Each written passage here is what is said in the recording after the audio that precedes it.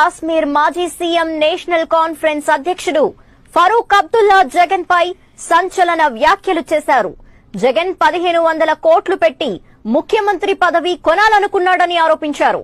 YS మరణానంతరం తనను కలిసిన జగన్ ఆయన్ని సీఎంని చేస్తే కాంగ్రెస్ పార్టీకి 1500 కోట్లు ఇస్తానంటూ ఆఫర్ చేసిన విషయాన్ని ఫరూక్ బయటపెట్టారు.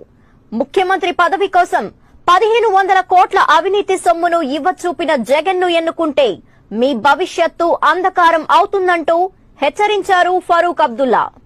अरे यही जगन रेड्डी साहब, मुझे याद आता है एक दफा मेरे घर आए और चाहते थे कि यहाँ आंध्रा के, जब आंध्रा एक था, इसके मुख्यमंत्री बने जब इनके बाप वालिद गुजर गए थे,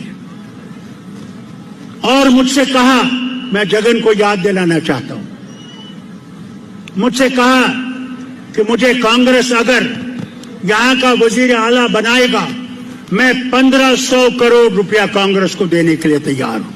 देखिए कहां से आया वो रुपया. क्या इनके पास कोई जमीन में खजाना रखा हुआ है? वो भी तो लूट के लाया होगा. जो 1500 करोड़ देगा वो फिर आपसे ये कहे कि मैं अगर आऊंगा तो मैं आपका भविष्य ठीक करूंगा.